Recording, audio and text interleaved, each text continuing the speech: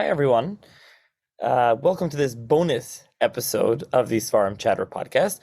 This episode was from a live event that took place recently in Lakewood, where Rav Moshe Maimon and myself discussed a number of items of antique Seforim.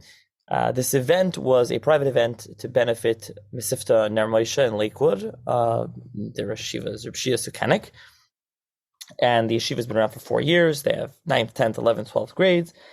And what they've done is the past couple of years they've had, and by the parlor meeting, the annual parlor meeting, they've had Legacy Judaica, Yehuda Schwartz, and Feivel Schneider. They've brought down a number of items. Some are being offered for sale at the future Legacy auction. Some are just some other items that they're not for sale, but they have from people, and they're coming and showing those items. Anyone can go and can see them, whether they're manuscripts, there are antique seforim, there's seforim with haghos in them, and different things. So, we spoke at this event. It was very nice. There was a couple of different items there. Vali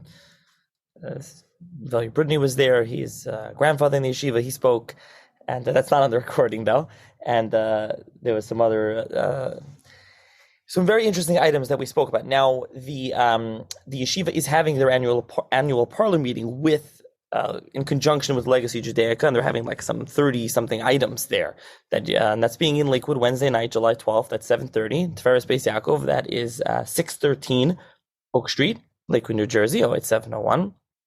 And it's a parlor meeting. There's food, and it's really interesting. And I thought even this private event that we did to benefit the yeshiva, but in general for the yeshiva's own parlor meeting, it's something unique. It's very interesting. It's not a lot of other organizations and events, dinners, parlor meetings have some other kind of unique things they're trying to, do. And this is something with it's a unique twist and a ruchnistic way, something seforim history.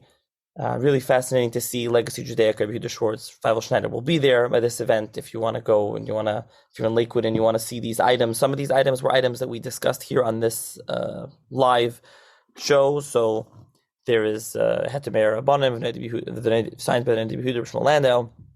There's a Rav Yeshaya Pick, Rav Yeshaya Berlin, his copy of the Chacham Tzvi, of Shuvas Chacham Tzvi, first edition, with his handwritten notes inside, and we spent a good time talking about it here on this recording, and that's actually going to be for sale at the next Legacy Judaica. There's a fascinating check from Rav Moshe Feinstein for life insurance. There was Rav Aharon Kotler filled out that he's an employee of yeshiva when he was going for a loan. They're going to have something that we didn't talk about, a first edition of Matbach Seforim from Rabbi Yaakov Emden. That's a copy of the Altona Klois, Rosh Hashanah Machzor of Rav Aharon Wasserman. I'm trying to read through the list and just to mention a couple of different items. One item that we spoke about here, you'll hear about actually a fascinating couple of documents. A letter from a kehila in New York to Rav Yael Teitelbaum, Satmar Rav, when he was still in Europe in 1938. This was regards to a shul that the official Rav was the Satmar Rav. He actually wasn't the Rav though. It's a very interesting letter. There's some very interesting documents. You'll hear about it on the recording. Those items will be there. A number of a letter from the Chazon Ish regarding Brisker Rav, a letter of the Stei Chemed, a letter of Reb Chaim Brisker, Reb Simcha Zelig Grieger, Chidushim of Reb Yisrael Salanter on Masech Chulin, and just really a letter from the Malbim, a whole bunch of a lot of letters, but there will be some other things. I think they're going to have a Rambam with haghos of Rameir Shapiro, his own copy. So a lot of really interesting items. Again, some we talked about here on this, we had them live there, so we spoke about them, and some we didn't. But again, keep in mind this was a live event, so the audio quality, this was a last-second thing. Wasn't really planned to be recorded, so it was recorded on an iPhone, but figured, why not record it? So if you're interested in checking out more, this event, again, is if you were listening to this before the event takes place, is Wednesday, July 12th. It's Tiferes Beis Yaakov, 613 Oak Street in Lakewood, and you can donate to the yeshiva, Ner Moshe, NERMOSHE.org, or 732-200-1339 to donate. And it's just enjoy something a little different. And if you like it or not or whatever, as always, you can always give feedback. Email me, seforumchatter@gmail.com. So as Moshe said, first of all, I'm Rav Weinstein. We're here because Rav Yossi Poller invited us to come speak a little bit about some items over here, some seforim, some antiques. So like Moshe said, we'll do a little bit like I have a podcast, and we do kind of I'm the host of the podcast, I kind of interview. So Moshe's been on the podcast a number of times. And so this is kind of, we'll do the format that works. We'll discuss some seforim. There's some very chashuv items here, and there's a lot of history, there's a lot of interesting things to say about them. So first of all, we do open the floor for questions from the audience. Yeah, absolutely. Feel free to ask. So first of all, Rav Moshe, I don't know if you want to talk about, we want to mention this very interesting item here. And also, I forgot to mention Yehuda Schwartz of Legacy Judaica. Some of these items are from Legacy. One of them is for sale. One will be on a forthcoming auction. Some were sold. So we'll mention some of them. So we'll start off this. We'll pass it around. And I don't know if we'll pass it around. If you I don't know if you want to pass it around. I want to show that everyone could come look. You could see what's here. But there's a very interesting thing. There's a check from Rav Moshe Feinstein for life insurance. Rav Moshe, I don't know if you want to talk about it. Yeah. What's so interesting about this check from it's a canceled check, which means there's a check that Rav Moshe wrote out in 1956 for his life insurance policy.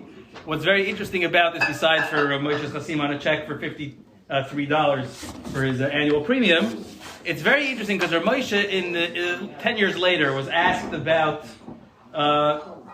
whether it's proper fitting, is it appropriate, is it wrong, is it maybe it's advisable for someone to buy a life insurance policy. And the questioner asked Rav Moshe, maybe not, because buying life insurance maybe demonstrates a little bit of a lack of bitachon that Hashem is going to take good care of you. So Rav Moshe says, it's a long tshuva, and he ties in a bunch of different gemaras about davening for nisim and things like that, and he says that, of course, earning a livelihood requires doing what's normal, what's hishtadlus for earning a livelihood. And not only is it not wrong to buy life insurance, but because life insurance is a form of hishtadlus, you're actually you're required to do so, and otherwise you're being saimach on a nes. And he says, don't think you're circumventing the HaKadosh Baruch Hu by relying on someone else to support you. He says, who do you think invented the idea of life insurance? The Eibishter invented the idea of life insurance, and he put it into people's minds. We didn't have it in Europe, he says, but here we have it. Here it's normal. If here it's normal, it's a regular part of Hishtadlus, and you should do it. And then he ends off his tshuva saying, the greatest Yirei Shamayim buy life insurance policies. Now we know that Rav Moshe's children say that anything that Rav Moshe said to do, he did himself. And if he said the greatest Yirei Shamayim do it, that means there's no exceptions. We know that Rav Moshe is probably the greatest Yirei Shamayim, definitely in that category. And there, Rav Moshe, we see he was no Derish or no Mekayim, and he himself had a life insurance policy. I'll mention one interesting thing on this check. There's also it has a Rav Moshe signature, and above it has Rabbi J. Michal Feinstein, who is Rabbi Michal Feinstein, his nephew, who was a co-Rosh Hashiva with him in MTJ earlier on. Now the problem, which needs to be solved by research needs to be done on this. But Rabbi Michal was no longer in the yeshiva in 1956. He had already gone back to Tel Aviv and opened his kollel there.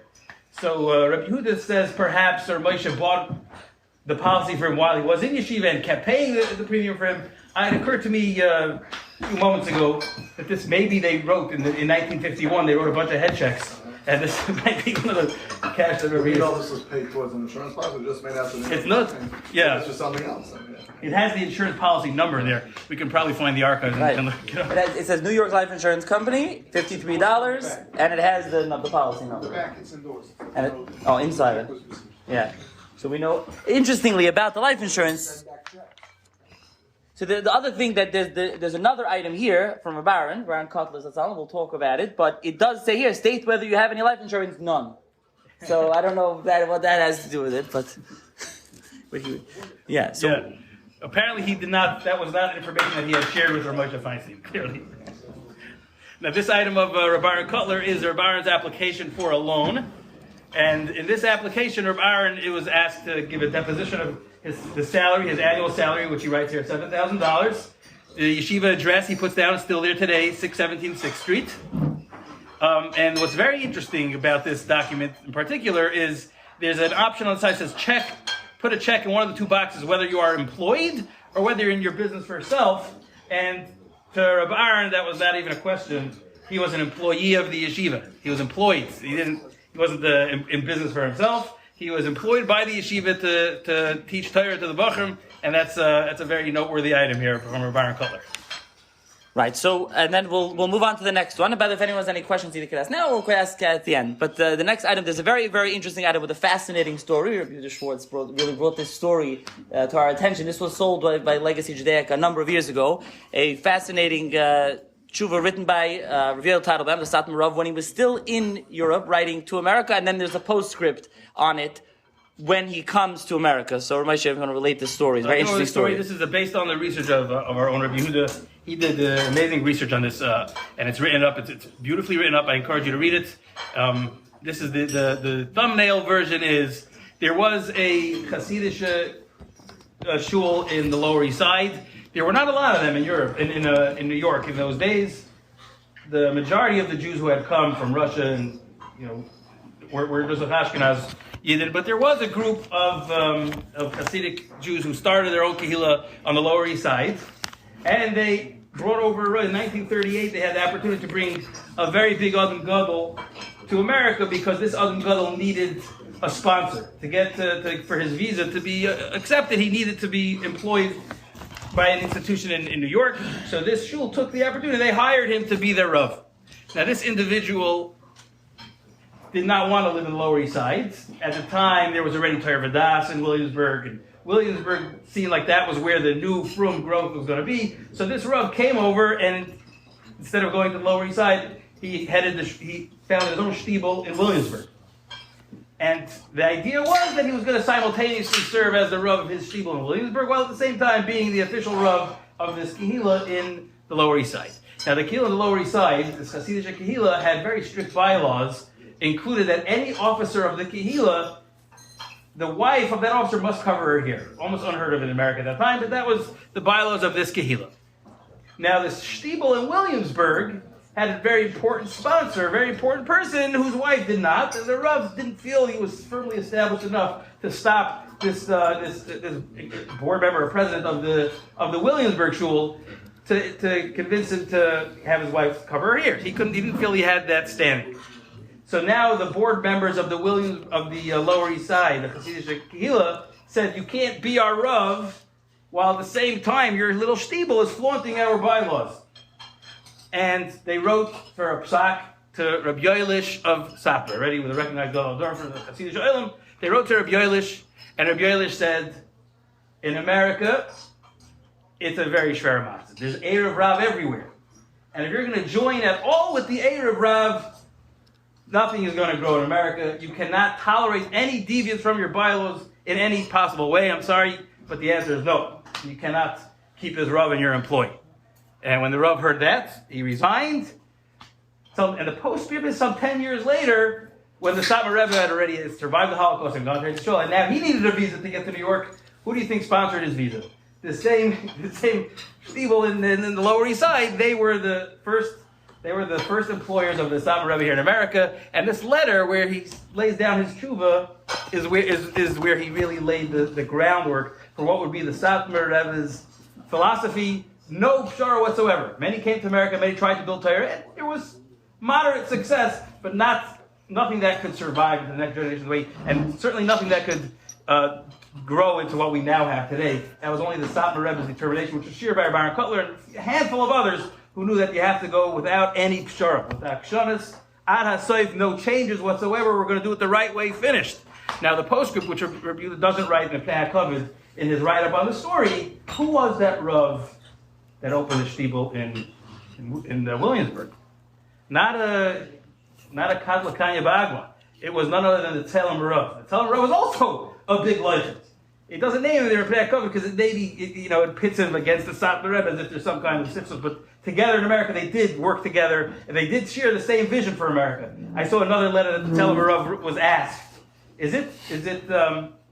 somebody got a job as a mashgiach, and the job entailed going to a farm far away to make sure that there would be chal of Yisrael and not chal of companies, what Rav Moshe calls chal of companies. All of America was working with Rav Moshe and such. Chal of the companies, which we call chal of stam, is permissible. They all went with that. Maybe a few yechidim didn't, but the public went with that. The Satmar Rav said, no, we need a hashkach, we need chal of Yisrael, only a chal of Yisrael. So this mashgiach asked him, would it be okay if I take the job, which entails me moving out to some farm somewhere? I'm not going to be able to daven with a minion. So he said, Mutav, you should never daven again in your life if you can save one Jew from eating chol stam. So this is the Satmar Rav, this printed Tshuva. So we're not. He's second in command in this milchama of for Yiddishkeit in America. Yeah, it's a really fascinating story, and the tshuva from the Satmar Rav is here, and really epitomized the Satmar Rav's outlook. And this is the Satmar Rebbe. This is really this, and he wrote this before he came to America. And we have here the other documentation that the Kal Charedim from Manhattan, they sponsored him to come in to America. So now we'll move to another item that's actually a bit earlier. We'll go backwards. We'll go earlier in time. A very interesting item that will be on the Legacy Judaica, the next auction. There's a first edition Shalosh Teshuvos from the Chacham Tzvi. Tzvi Ashkenazi, the Rav Yaakov Emden's father. And so we'll talk a little bit about the Chacham Tzvi. And then also, this edition has the manuscript, has the marginal notes, the haghos of Rav Yeshaya Pick. So Rav Yeshaya Berlin, Rav Yeshaya Pick, he's famous because he is somewhat the author of the Maseres HaShas. Maseres HaShas in every Gemara is Rav Yeshua Bayez, the Shiltei Gebayrim from Italy, and also Rav Yeshaya Pick supplemented a lot, everything in brackets, depending on the old Rishas, or Izvahadar, and everything's all mixed up together, but whatever. Rav Yeshaya Pick is the author of many other Svarim. He was a frequent shoyl to Noda Yehuda. He's very famous for a lot of other things. We'll talk about him a little bit. So, Moshe, let's start. We'll talk about the Chacham Tzvi a little, and we'll talk about Rav Yeshaya Pick as well, because this has his haghos in it. So one thing you're going to notice when you look at this first print of the Chuvas Chacham Tzvi is it doesn't say anywhere that it's Chuvas Chacham Tzvi. What is the name Chacham Tzvi? Where does it come from? What does it mean? We have a lot of Rabbanim here on Lake Creator. None of them are, maybe we should have one. I'm a Sephardish Yid. Maybe we should have one Chacham here. We don't. But we have Chacham Tzvi. Where do you get the name Chacham Tzvi? And everybody knows the Chuvas is Chuvas Chacham Tzvi. It's not printed on the Sefer Chuvas Chacham Tzvi. So in order to understand why his name is Chacham Tzvi and the history of the Chacham Tzvi, you have to understand a little bit about world history. Let me give it a brief, little geography, little history. I'll do it as short, and hopefully we'll stay within our time limits. The Chacham Tzvi was born to the daughter of the daughter of the Shire Ephraim. The Shire Ephraim was the Rav then in a city called Boyden, which is the first half of Budapest. Buda and Pest are two cities together. They're Budapest. At the time that the Chacham Tzvi was born, it's about 10 years after Tachat, 1658 or 59. At the time he was born there, Hungary, or this part of Hungary, where the capital was the city of Buda, the capital was not a Hungarian. Now we know Hungary is its own country. At the time, it was part of the Ottoman Empire. Turkey, the Turkish government, 500 miles, Turkey's 500 miles or so, but they had ruled over, they had conquered Suleiman the Magnificent in the middle of the 1500s, had conquered all the way north, all the way to a big part of Hungary and Bosnia and Serbia, and that whole area was all under Ottoman control. And a very interesting side note to history, a lot of people don't know this, but there's a Yiddish name, common Yiddish name, Sprintz, a girl named Sprinza. People don't know where the name Sprinza comes from. And the name Sprinza comes from the Spanish name Esperanza. Spanish-speaking Jews who lived in Turkey, they named, if you look in the Seforim, about James Gittin, there's a name, Esperanza. Esperanza means star. It's the Spanish name for star. That was a name that Spanish Jews had brought north, with the conquest of Hungary, they brought that name north, which became Sprinza. There's another name like that, Schneer, very common name, Schneer. So the Marshal says Shnei Oyer, he says a pshat in it, but where do they really come from? It comes from the Spanish name, Senor. They use the shin, they turn they didn't read it with the sin. Like you hear a lot of people read the Laze Rashi, they always make it a shin. It's always supposed to be a sin. In foreign languages, the shin is always a sin. But the Ashkenazi Jews changed it to Schneer and Sprinti. Okay, this is all from the influence of the Turkish government, the Ottoman Empire spreading north to the city of Bodin. So the Chacham Tzvi, born to the Shire Ephraim, they're from Ashkenaz. The Kehillah remained Ashkenazic, but because the travel was easy within the Ottoman Empire and it required a visa and a passport and whatever and bride to get to anywhere else in Europe, so the Jews naturally gravitated towards other points south in the Ottoman Empire. The Chacham Tzvi went to learn in a yeshiva in Salonika. Salonika was a Sephardic Kehillah. Rabbi Eliyahu Kobo was his main rebbe. The main rebbe was a Sephardic Gadol from Salonika. After his chinuch by the Sephardim, and the Yavit says, interestingly enough, the Yavit says, Chuvas Chacham Tzvi is only a small portion of my father's farm. He had a lot more chidushim, and I never published them because it's hard for me to read them. He wrote them with the Sephardi Ksav when he was young. As a younger man, he was learning under the Sephardic yeshivas. He learned their Ksav, he learned their Lashon. The Yavetz also talks about how he would communicate with all the Seforim in Spanish. He knew the language. He knew Turkish and Spanish. They all loved him. Wherever he went, the Seforim was on. We'll get back to that in a minute. But the Chacham Tzvi spent his formative years learning under these Sephardic Gedolim. What was his name? When he came down to Salonika, everybody said, oh, he's Tzvi Ashkenazi. He's the Ashkenazi that came to Salonika. That's where he developed, his name became Tzvi Ashkenazi, and he also started signing his name the way Sephardim. The Sephardic Rebbe signed their name, his Rebbeim would sign their name with a Samach Tes at the end. Now in Europe, they thought that the Samach Tes means Sephardi Tahar. And they wondered, why is the Chacham Tzvi Hirsch Ashkenazi Sephardi Tahar? He's not a Sephardi. Why is he signing with the Samach Tes? They developed all kinds of theories about it. The truth is that it's Aramaic. It's Sefer Tav. Sefer Tav is a way of giving yourself a bracha, like Nera Yor. So they would write on themselves. They would write, Zolhaben Aguten Sof. They would write a samach test. And that's what, because his Rebbeim did it, and he was learning their ksav and speaking their language, he had that minute too. His first shtela, he got a shtela in a city. The city's like, it's so barren of Judaism for so long, it'll shock you to know there was a thriving kehillah there. If you ever go on tours, you'll see there's old cemeteries and old shuls there. But the city of Sarajevo in Bosnia, he took a shtel there. We know that the Chazdi David Pardo was in Bulgaria and Bosnia. The Pelayayat was a Rav there, but the name sounds so foreign. Like maybe in the news it sounds so weird. But he was the Rav in Sharai. That was the Hebrew way of saying Sarajevo. He was the Rav there, his first shtel. What did they call their Rav? Chacham Tzvi. It was a Sephardic Kehillah. That's where he got the name Chacham Tzvi. So when he came back north, eventually, there were constant battles being fought. We have to be Makacha a little bit. There were constant battles being fought. He himself had to flee.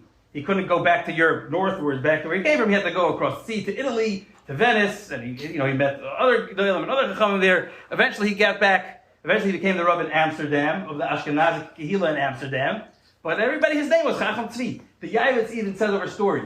The Yavetz says a story where somebody had said that he gave a drush in shul, and somebody had criticized his drush. It's kfira. He said it can't be. It's kfira. Chacham Tzvi was there, and the Yavetz says over the guy's words. He says so. He was called Chacham Tzvi. Everybody called him Chacham Tzvi. So when he wrote his Shilas Teshuvos of Rabbeinu Tzvi Ashkenazi, everybody called it. Whose Teshuvos that? That's Chacham Tzvi's Teshuvos. That's where he gets the name Chacham Tzvi. It's not printed on the sefer, but that's what everybody said in the Klukah. That was his name, Chacham Tzvi. I want to interject one thing about his name. Interestingly, he signs it Tzvi. Everyone knows Rabbi Yaakov Emden is Yavetz. Yavetz is Yaakov ben Tzvi. Tzvi, Chacham Tzvi signs his name Tzvi because it's Tzvi ben Yaakov. Same thing. That's where Rabbi Yaakov Emden got Yavetz from, because his father did Tzvi, which was Tzvi ben Yaakov. That's where it comes from. Also, the Rabbi Yaakov Emden has a famous autobiography, Megillah Sefer, where he mentions in there a story that the Chacham Tzvi himself had his first wife and his daughter that he lost. There was a war going, a lot of wars going on, like Rav Moshe said, Makatzer, and a cannonball came flying in, and it killed them. I think the Chacham Tzvi was learning, so he was saved by a nace, but his first wife and daughter were killed. So then eventually he ended up in Amsterdam, we can mention, but we can talk a little bit, we can jump more from the Bible, we can jump to the Tshuvah Sefer, to the Chacham Tzvi. There's some fascinating Tshuvas in there. There's a very famous Tshuvah, there's a very famous Tshuvah in Chacham Tzvi about a chicken without a heart. This led to a major machlokes in Europe. There's another famous Shaila in Siman Tzadi Gimel, which is about a Goylem. Can a Goylem be mitzaref to minyan? Everyone's busy with the morals Goylem, whether he made it or didn't, probably not true, but irrelevant. What's relevant is that the Chacham Tzvi talks about his grandfather, B'lio Baal Shem of Chelm, making a Goylem. He wants to know, can the Goylem be mitzaref to minyan? Rav Naftali Weinberg just showed me there's a Shaila in the Chacham Tzvi, famous Shaila about Shluch HaKan. Do you have to take the eggs or not from there? So, yeah, but Ramesh, I don't know if you want to talk more about the Shilas. I'll mention that Shaila that you mentioned with the chicken without a heart. It's a seminal question because it shows his attitude towards psak. The question basically was, so you know, so we can catch a little bit. The question was, there was a young girl whose job was to clean this chicken. Her mother just had a check that this girl, 11-year-old girl, was having it cleaned. There was a cat that would wait for anything they throw away off the table. The cat would eat. This little girl says, Mommy, look, there's no heart in this chicken. There's no heart. I didn't throw any heart down to the cat. There's no heart. This chicken is defective. Gotta send it back to the company. There's no heart. So the question came, a chicken without a heart can't live. It's a treifa. So this question came, it happened in Shutt, where this is before Amsterdam, in Germany, where the Chacham Tzvi was running. He was Rosh Yeshiva at the time of his klois, of his father-in-law. His second father-in-law was the Rav of the Shutt, and he was running the klois, which means the Rosh Yeshiva in Shutt. And this question came to him: is this chicken kosher or not? It was running around. It looked like full of life, this chicken, but the girl says it has no heart. So the Chacham Tzvi's psak was his psak was, I don't trust this girl. Even if two Eidim would come and tell me they saw a chicken without a heart, I wouldn't believe them. It's not possible for a chicken to live without a heart. It's for sure had a heart. It's mukhash me'elov that any animal can live without a heart. Therefore, it's kosher l'mahaj. Now, Rav Yonasan Eibshitz at the time was a Rav.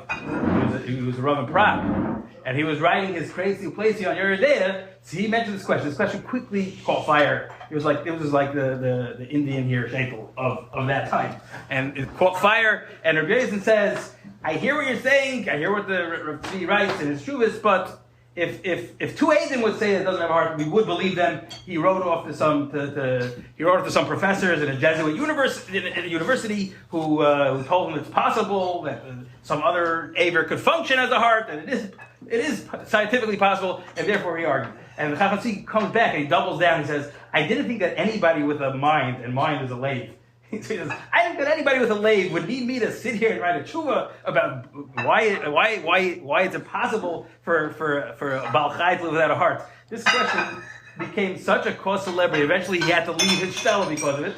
And that's when he took the shtella in Amsterdam. There are those who go so far as to say that this machlekes with Rav Yonasan Eibshitz that laid the seeds for Yaakov Emden's later Krieg on Keg Rav Yonasan to be Taveh, his father's company. There's some who have that theory, but I don't know how much substantiated it is. What do you think? I'll mention, it's a Reuven Margolius. The Margolius Yam says this. It's a bit of a stretch to say that this is, it doesn't even make sense. It's like because they were fighting about Macham Shal Torah, suddenly they're going to devolve into some major controversy later on. It's a shver who's actually trying to protect, to be Melamed Zchus, I guess, but it's a very weird defense. But the Reuven Margolius does write this, that this machlekes that they had, this major machlekes, led to that. But that's one famous shaila. We mentioned the other one, and there's many more. Chacham Tzvi doesn't need our skam. We're just mentioning some interesting tidbits from it. Now, as I mentioned, this edition, this one volume that we have here, has the haghos of Rav Yeshaya Pick. Rav Yeshaya Pick, otherwise known as Rav Yeshaya Berlin. He's from Eisenstadt. He lived in Berlin, but he became known as Rav Yeshaya Pick after his in-laws. Interestingly, I saw in the Yerusha Seinu, volume 11, which is a journal printed by Rabbi Shlomo Hamburger. It's Machon Roshas Ashkenaz. It's a Yakisha journal. So when Chelik Yud Aleph came out a few years ago, there was a professor, Avram Berliner. He was in Rabbi Hildesheimer Seminary, I believe, in Berlin. So he wrote a lot of history. So there they translated, he wrote a biography of Rav Yeshaya Pick. They translated it into Hebrew, and one thing he mentioned, Rav Yeshaya Pick actually did not want to be known by the name Pick. Somebody from the family seems like went off or something happened, didn't want to know, but that's what he's known as, Rav Yeshaya Pick. L'maisa. Rav Moshe could talk more about him, and he was, again, like I said, he's famous for his haghos, Mesiras Shas, and from other things. In this volume, we have a lot of his haghos. I think you mentioned to me, it was printed, these haghos, but this is actually his ksav yad, and this is interesting. I'll mention something interesting about the haghos, and not all of them were printed. The haghos, which include a question or a marmakim that's not common, those are the ones that are printed. But if you look at the sefer, you'll see there's every single page has haghos from Rav Yeshaya Pick. What did he do? Rav Yeshaya Pick was known throughout Europe, and the Yehuda credits him for this, and the Chida, are both great Pekim, but they refer to him. He is Sinai. Zeh Sinai, says the Chida. Rabbi Yeshaya Berlin is the one who knows everything. He knows all of Shas, Bavli, Yushalmi, Midrashim, Pesach, Baal Peh. He knows exactly where everything is, and he did. That's let me digress for a moment and say, why is the Mesiras Hashas called Mesiras Hashas? Did anybody ever wonder about that? What does Mesiras Hashas mean? And Mesiras Hashas means that this function, this feature of printed in Gemaras does what the Mesiras does for Tanakh. What's the Mesiras in Tanakh? A lot of people don't know that anymore because our Tanakhs aren't printed this way anymore. But we'll bump into it every now and again in the Baal HaTurim. The Baal HaTurim will say Gimel b'Mesiras. And then he gives you 3 places where this pasuk, where this word is used. What does Gimel b'Mesiras mean? Old Tanakhs in manuscript, and even in the early days of print, in the margin of the Tanakh, there were little notations. A lamed meant less. There's no other. This is the only. You won't find this word anywhere else. Gimel meant there's 3 other places in Tanakh that have this. A big letter, a small letter. These are all notes that are called the Mesiras. Why are they called the Mesiras? Because it's the Chachmei HaMesiras that put this together. The Gemara says, who are the Chachmei HaMesiras? They were early Kadmonim, earlier than Amayron, and continued even after the Amayron. But they were people that were Shoikel, Umayna, and Sefer, Oisei Shabbat Torah, to know exactly every single letter in the Torah and every deviation, every Kutei Shal Yud, every Tag. That's what they made it their business to know about. And they made lists of it. And these lists are the Mesiras, the Chachmei HaMesiras, who preserved the Mesiras. notations were printed in the margin. They were the Mesorah on Tanakh. Rabbi Yeshua Boyaz, and later it was supplemented by our Rav Yeshaya Berlin. They did the same thing for Gemara to tell you where this Gemara, where is it elsewhere in Shas. So they wrote the Mesorahs HaShas. That's where the term Mesorahs HaShas comes from. And before computers, you needed a very big bucky to do this. You needed the Rav Yeshaya Berlin to do this. And he did it. What did he do for this Shu't Chacham Tzvi? He did the exact same thing. The Chacham Tzvi doesn't have any marmakayim in the same. He says B'Sanhedrin. On the side it says Samach Lav on the base. Like just Kid Amar Reb Zeir. He doesn't even say where Reb Zeir said it. On the side it'll say Sukkot Tafei Amar Aleph. So that's what he did throughout the entire Sefer. He added the marmakayim. He was a walking computer. And he added all these marmakayim on the side of the Gemara. On the side of the Chacham Tzvi. So we have two of the Gedolei Hador in this one Sefer. A fantastic item. As a side note about Rav Yeshaya Pick, his sister also was a famous learned, I don't know what you call it, Talmid Chamis or whatever. Her husband was Zichron Yosef, Rabbi Yosef Steinhardt of Fjorda, of Firth. He was a Rishiva there. He was, I think actually Shuli Bornstein just spoke to that in Shir recently, that he quotes his wife. He's talking about his wife. He says, "My wife." He says her name from Crandall, from his wife. And I think he's quoted in other places. I think Moshe told me that the Chidah quotes the Divrei Torah from her. So she's quoted, this is Rav Yeshaya Pick's sister. The Chidah quotes a vart that Rav Yeshaya said about his sister. The pasuk in Mishlei says, "Amar la chachma achoisiyat." You should say to chachma, wisdom, you should know Torah like it's your sister. The Gemara darshans it, but Rav Yeshaya Pick would say about his sister, "Amar la achoisi," I'll tell my sister, chachma at. That's what he says. The Chidah says that this is what Rav Yeshaya would say about his sister, and the Chidah even brings a vart from her that he heard. I think he heard it from Rav Yeshaya, or from someone who said it from Rav Yeshaya, a little chap that she had. So yeah, she was famous. Her Torah was spreading throughout Europe. So we'll just mention some other things, some other items here. There's also a psak from Rav Kiva. Interestingly, it's connected. Rav Kiva always signed his name from Eisenstadt. He was from Eisenstadt, as you mentioned, Rav Yeshaya Pick also from Eisenstadt. So there's a connection to Eisenstadt. There's a psak. This actually is for sale, by the way. If anyone's interested, speak to Yehuda Schwartz. This psak from Rav Kiva. There's also a really fascinating Hetemei Rabbanim here in the Ksav Yad of the Noda B'Yehuda on top, and the other half is the Ksav Yad of Rav Shmuel Landau, his son, the Shiva Sion, who published and finished up a lot of tshuvas from him in Noda B'Yehuda as well. So he was the one of the Av Bezin with his Talmud, with Blazer Fleck as a Shuvah Ava after Noda B'Yehuda died, took it in Prague. So that's another very interesting item. And I don't know if you want to mention. Yeah, I'll mention that this, even the tshuva, the part that's written by the son of the Noda B'Yehuda, that part is also a tshuva of the Noda B'Yehuda, but the son was writing, he was his father's Safar the Dayan, he was writing over and over. So it's part of tshuva 1, and then there's another tshuva that Shmuel writes over from his father, and we even have the father went over it, the Noda B'Yehuda even corrected.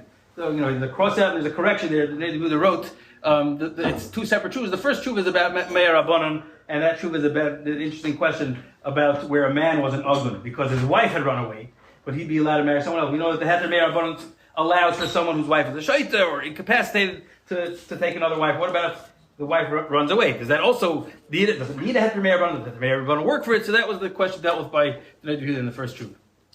Yeah, so we're coming up really against the time. I don't want to go over. We also have we brought bought a copy of the Satmar Rav, which is kind of an infamous sefer, infamous forgery by Shaul Berlin. A lot of it was attributed to the Rosh, and many Gedolim either fell for it or they thought it was. It was a major controversy in Europe. There's a lot to say, but that'll take probably another half an hour, or we can mention it. But if anyone has any questions about anything, they can ask, whether about this or about anything else. Great. Father was Rav Tzvi Hirsch Berlin. This Rav Tzvi Hirsch is the grandson of the Chacham Tzvi. His grandson, and now the Rav Berlin also from the Gedolei, they're named for his grandfather, and it's a known fact. The Chacham Tzvi's descendants number among all the prominent Rabbanim throughout the Dayr, the Satmar Rav, his Gavai, Yossel Ashkenazi, or Chidushei Rav Shia is the name called the Chacham Tzvi. So it's amazing that the Chacham Tzvi, the Gadol B'Dayrai, had such a schus that throughout the generations, for hundreds of years later, the Gedolei Rabbanim and Roshei Yeshivas are the sons of the Chacham Tzvi. Okay. Go ahead.